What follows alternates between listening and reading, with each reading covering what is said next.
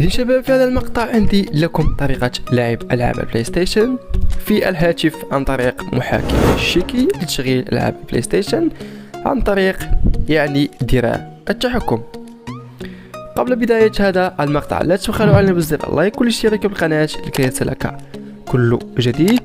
كذلك لمن يهتم بهذا المحاكي ويريد نسخة مهكرة بدون وقت يكتب لي تم في التعليقات. وكذلك يوجد مقطع لحل لمشاكل اللاج والتقطيع في اللعبة. كما تلاحظون سوف أقوم بالدخول واللعب أمامكم فقط بدراع التحكم. ستجدون طريقة ربط دراع التحكم مع الهاتف في آخر المقطع.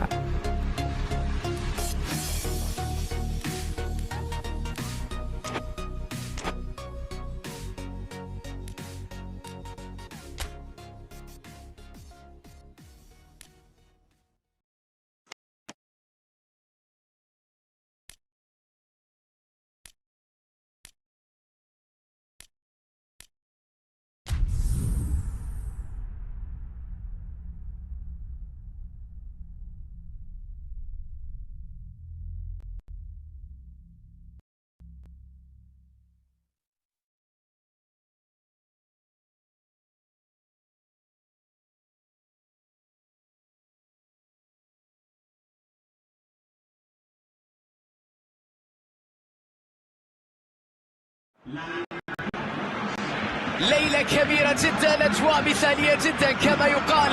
جو كورة اليوم، كل شيء من حولي يشعرني مشاهدة مباراة ممتعة. بقي على الفريقين أن يقدما أداء ممتعا كبيرا مذهلا في هذه الليلة وفي هذه الأجواء وفي هذا الحضور الجماهيري وفي هذا الحماس. وبطبيعة الحال كل شيء أصبح جاهزا من أجل مباراة ممتعة ومثيرة ومليئة بالدراما الكروية والشغف. كامب نو مع كل برشلونة، الصورة المعتادة و90,000 خلف الفريق الكتالوني.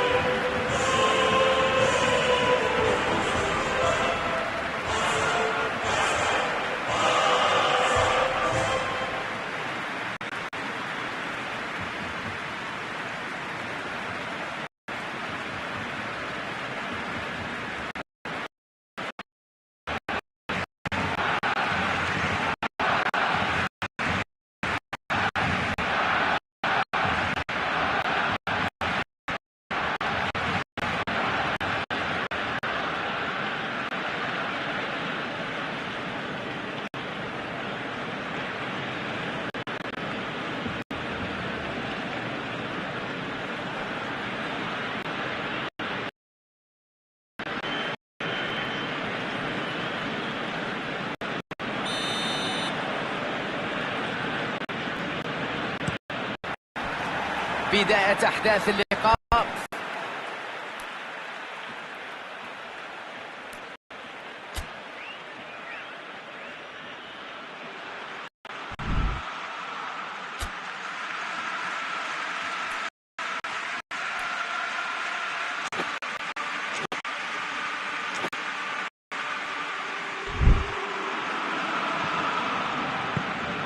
بيكي،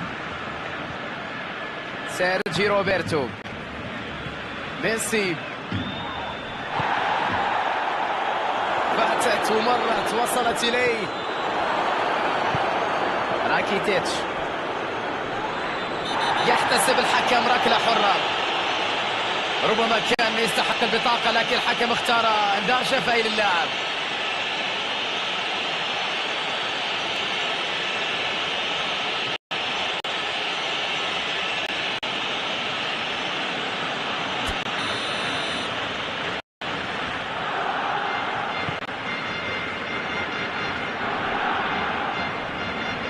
بيكي، ميسي في انطلاقة جميلة بدون أي مضايقة، تحكم مذهل بالكرة.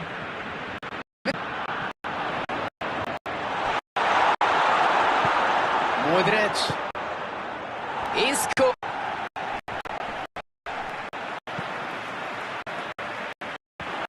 في الهجمة في الوقت المناسب قبل أن تكون الأمور أكثر صعوبة. هازارد يحاول فك شفرة دفاع، إيسكو، كرة في المرمى، جول.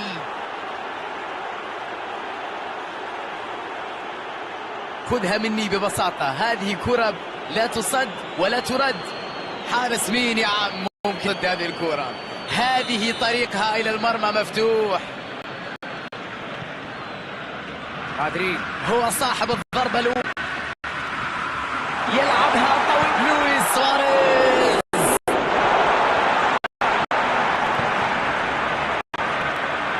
سيرجيو بوسكيتس،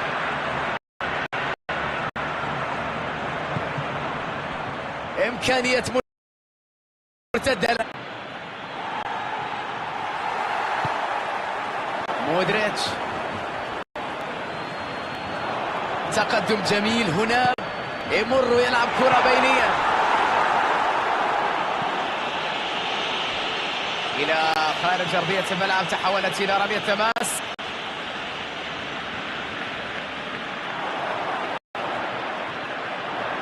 إيفان راكيتيتش،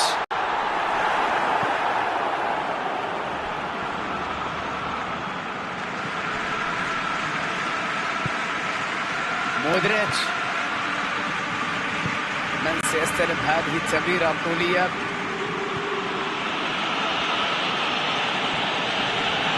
يحصل عليها بوسكيتس. منافسة قوية جدا جسديا بين اللاعبين. هازارد،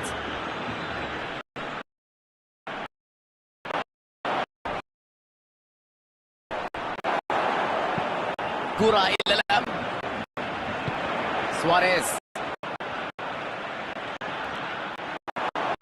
رافائيل فاران، سيرجيو راموس، رافائيل، تغيير جميل للعب. مارسيلو، الكرة ملعوبة من مسافة،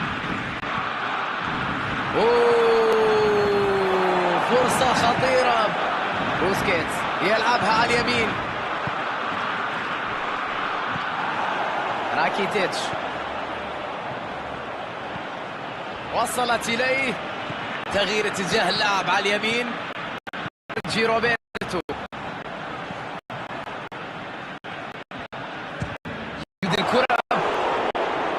الكرة بعيدة جدا وخارج المرمى، تسديدة من مسافة بعيدة، الكرة اعتلت العارضة.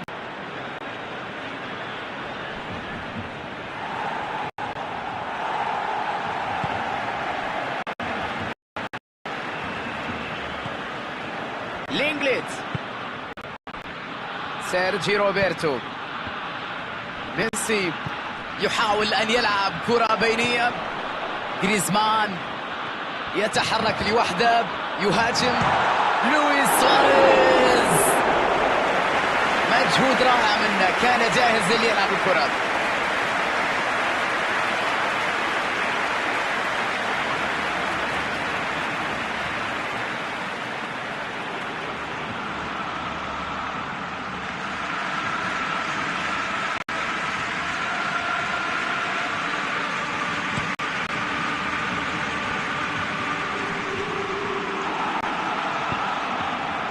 قد تكون هذه فرصته، يلعب كرة بينية، مودريتش، لمسة بينية، إيسكو، الله على هذا التألق، على هذا الحارس، على هذه المباراة الكبيرة اللي يقدمها الجول كيبر. إيسكو قام بما هو عليه مطلوب منه بالضبط، ولكن حارس ما يتمكن من ابعاد الخطر.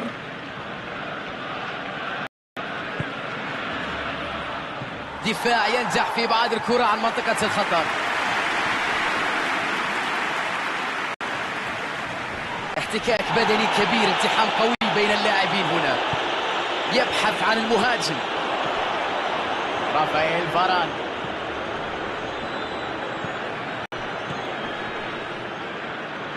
هازارد.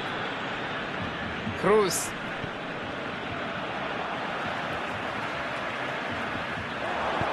يحاول تمريرها من بين المدافعين. رافائيل فاران في المكان المطلوب للتغطية بشكل صحيح. يفقد توازنه. كريم بنزيما.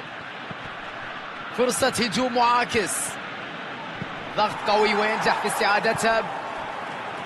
مودريتش. غريزمان. أفقد رافائيل فاران يرتكب مخالفة واضحة جدا.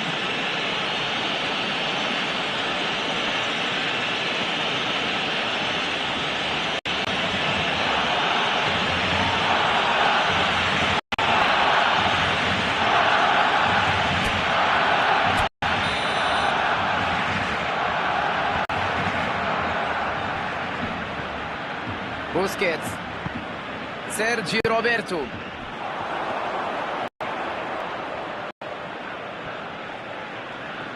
يستعيدها كروس.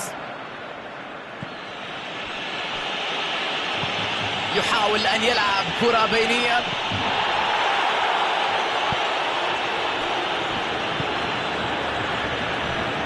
جوردي ألبا. إيسكو يتسبب في خطأ.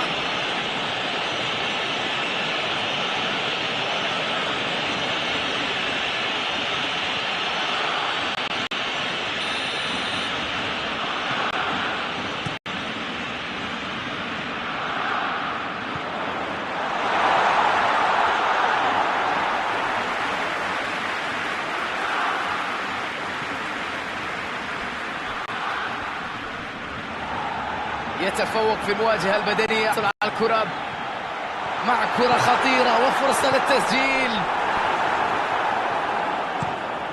مارو يتدخل يبعد الكرة.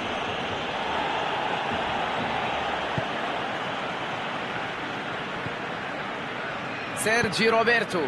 لمسة بينية. سواريز يلعب كرة للوراء.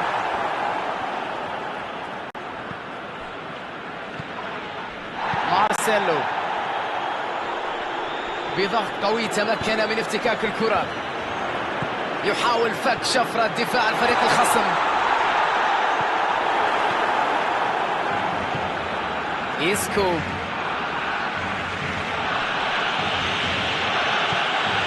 كريم بنزيما. خيبة أمل كبيرة على إضاعة فرصة قريبة من المرمى. الله، اللعبة جميلة جدا، مجهود غير عادي.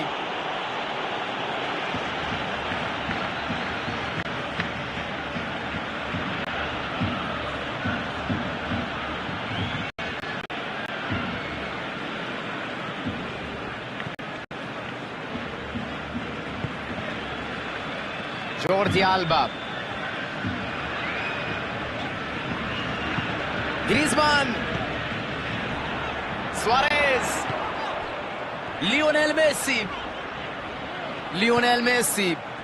يا سلام على المرور الجميل، على المهارة العالية. ليونيل ميسي.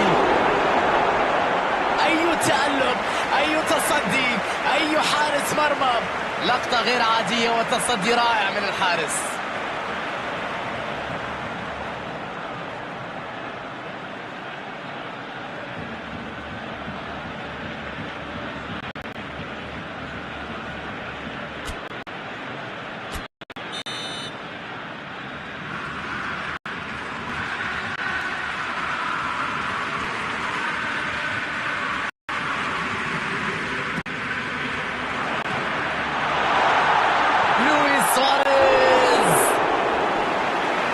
في هذه المرة الكرة جاءت بعيدة عن المرمى. تعامل غير عادي مع الكرة، لكن في الأخير فشل في تسجيلها.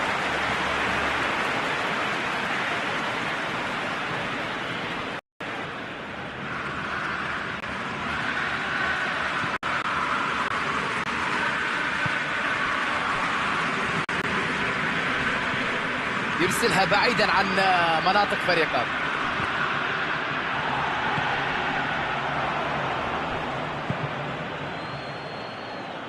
الكرة اجتازت الخط تحولت إلى رمية تماس. يتعثر ويفقد توازنه، يمر ويلعب كرة بينية، يلعب كرة بينية. هازارد، الله يا ولد، هدف غير عادي.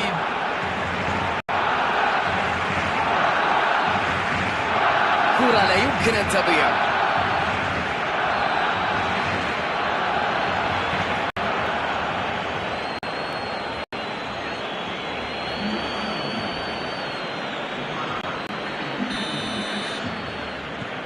النتيجة الآن هي هدفان مقابل لا شيء. تقدم بهدفين يعني أنهم متحكمين تماما في مجريات اللعب بالطول والعرض، يقدمون أداء مبهرا في مباراة اليوم. تدخل جميل واعتراض أجمل.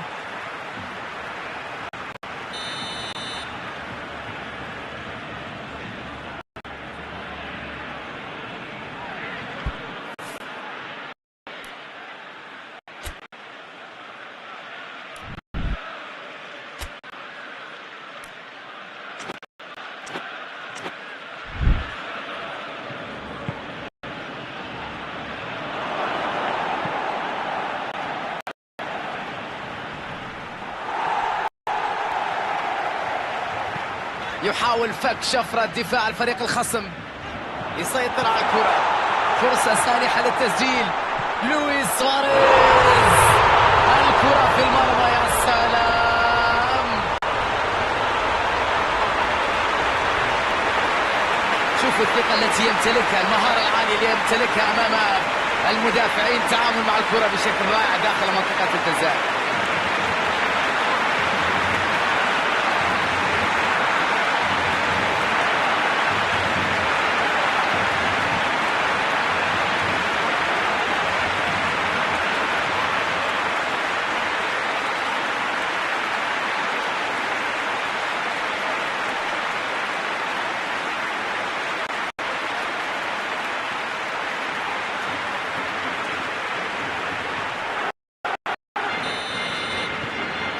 يواصلون اللعب والمحاولات، أصبح الفارق هدف وحيد الآن. كرة طولية إلى الأمام. هازارد، مرت الكرة، ضغط قوي وينجح في استعادتها. كروس، إيدن هازارد يحاول أن يلعب كرة بينية، عدت الكرة. دفاع رائع جدا، نرفع القبعة لهذا الأداء الدفاعي العالي.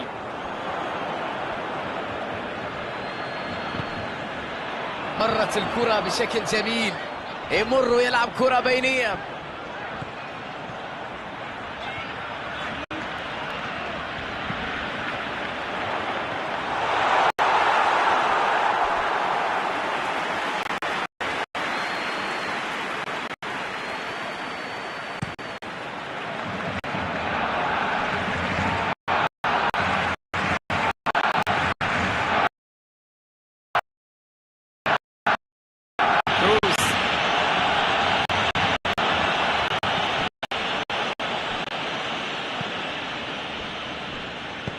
يحاول تمريرها من بين المدافعين، كرة خطأ. لويس سواريز، هدف عالمي. في مواجهة من هذا النوع كان لابد من فريق فائز بالتأكيد.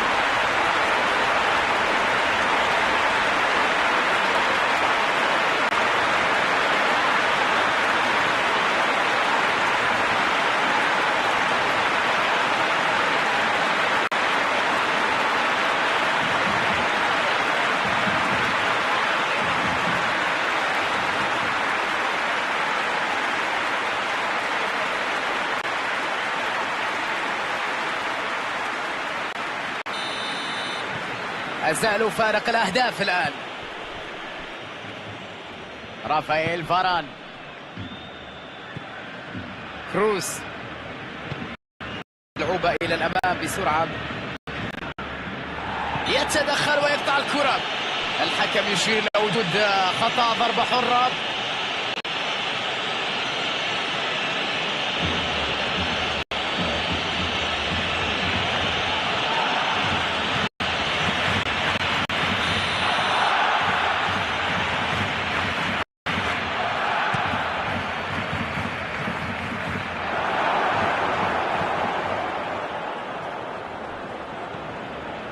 سيرخيو راموس.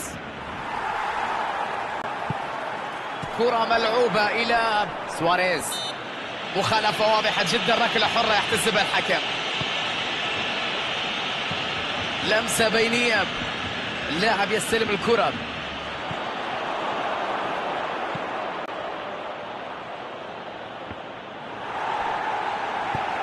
ميسي.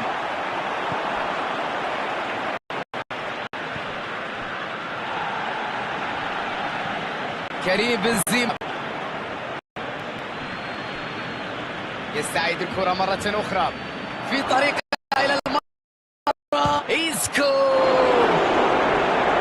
الحارس مرة ينقذ فريقه من كرة خطيرة.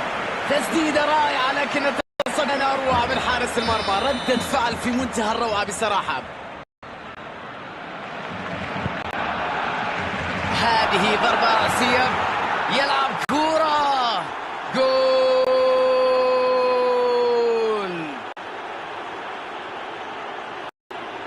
الله، عودة للتقدم من جديد. ركنية بالمقاس بالضبط إلى داخل منطقة الجزاء، وهو أنهى المهمة كما يجب.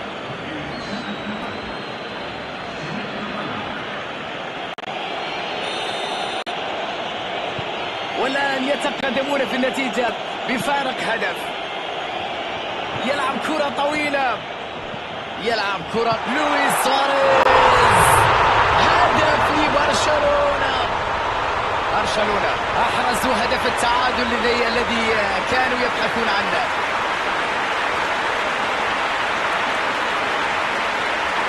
كرة ذهبية لا يمكن أن ترفض الهدية.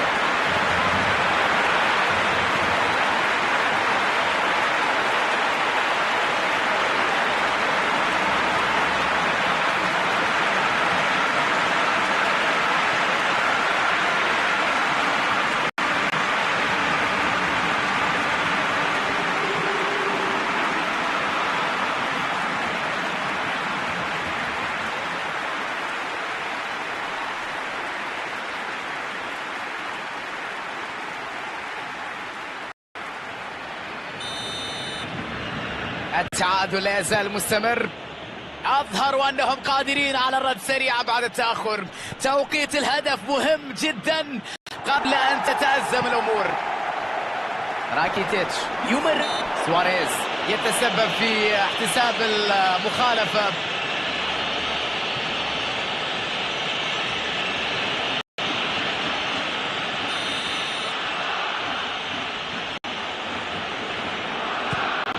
كرة طولية من الحارس. خسر المواجهة أمام خصمه. أعتقد أنها بالفعل مخالفة. يتفق معي ربما حكم المباراة يطلق صافرته. نعم. كروس. مارسيلو.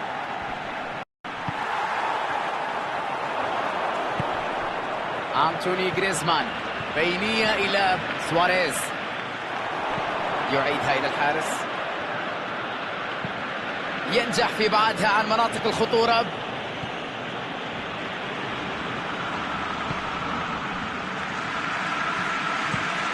والحارس يلعبها بعيدا عن مرماه.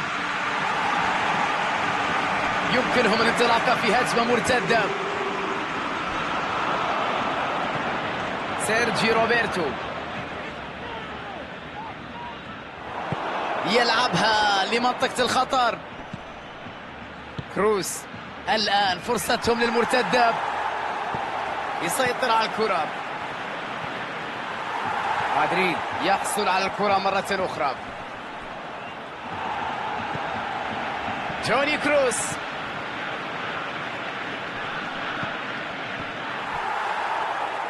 بيكي لمسة على اليسار. يحاول فك شفرة دفاع الفريق الخصم. واللاعب والحكم الثاني يقول تسلل.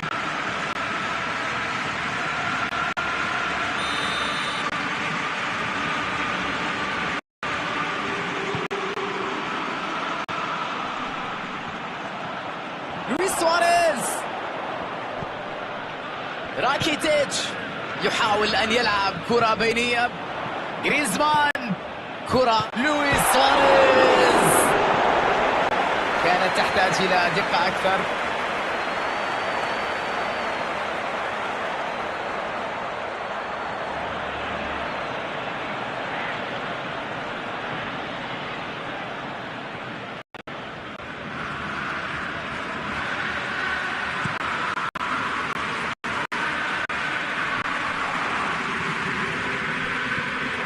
كروس يتفوق في المواجهة البدنية، يحصل على الكرة. هجمة مرتدة الآن، إبعاد ناجح للكرة، رمية جانبية.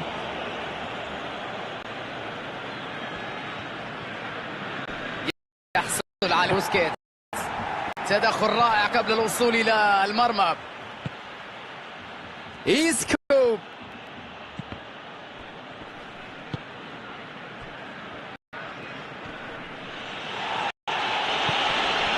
الله، كريم بنزيما، فعلوها، سجلوها في الشباك. تلك هي فائدة التدريبات على دقة التسديد. عندما نكون لاعب يول منطقة الجزاء، هذا هو الهداف. هذه الطريقة الاستثنائية في استغلال الفرص. كرة في منتهى الروعة،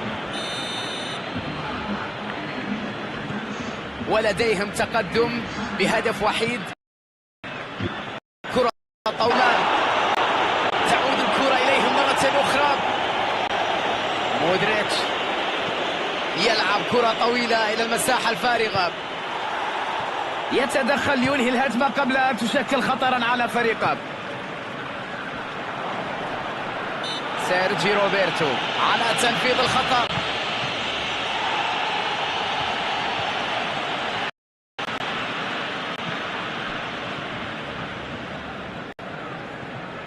كروس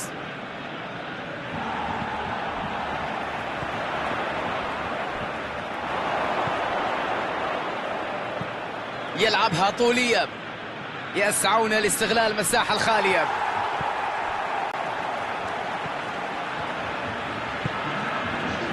سيرجي روبرتو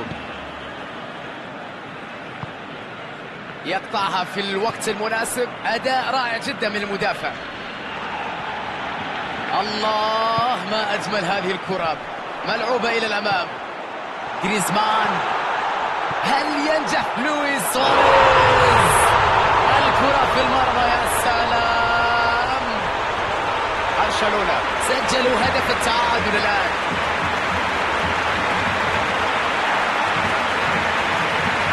هذه هي النتيجة لمثل هذه الكرات.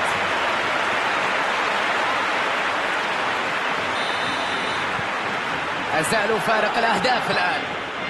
عودة سريعة، تمكنوا من إدراك هدف التعادل قبل أن تخرج المباراة من بين أيديهم. الحكم يشير إلى وجود خطأ، ضربة حرة. حكم يكتفي ببعض الكلمات موجهة للاعب، لكن عليه أن يحذر أي تدخل آخر ستكون بطاقة ربما حاضرة.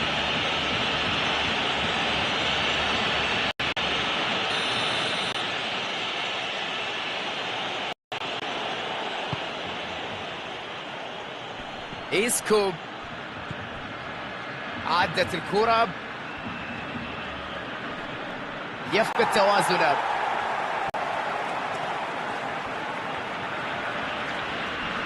لديه الفرصة العرضية إلى داخل منطقة الجزاء، ينطلق إلى الأمام بسرعة، يمر يلعب كرة بينية. اليوم الأداء الدفاعي غير عادي، مباراة كبيرة تحسب للمدافعين. مارسيلو ينقل كرة للجانب الآخر، أفقد الخصم التركيز، التوازن. تمريرة قوية أكثر من اللازم. أجمل تدخل في لحظة حاسمة بعد أن كانت كرة خطيرة جدا على مرمى فريقه. والآن نهاية الجزء الأول من هذه الحكاية، نهاية الشوط الأول في هذه المباراة.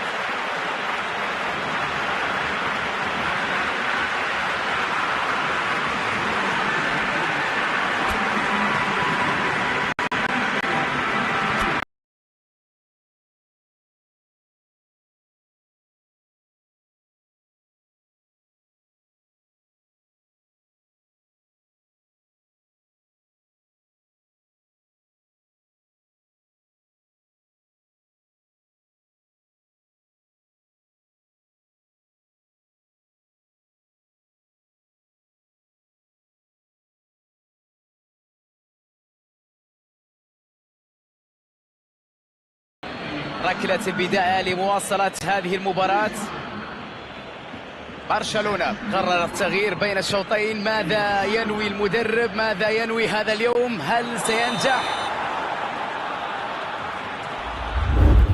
إذن كما تلاحظون هذه هي طريقة تشغيل دراع التحكم مع الهاتف.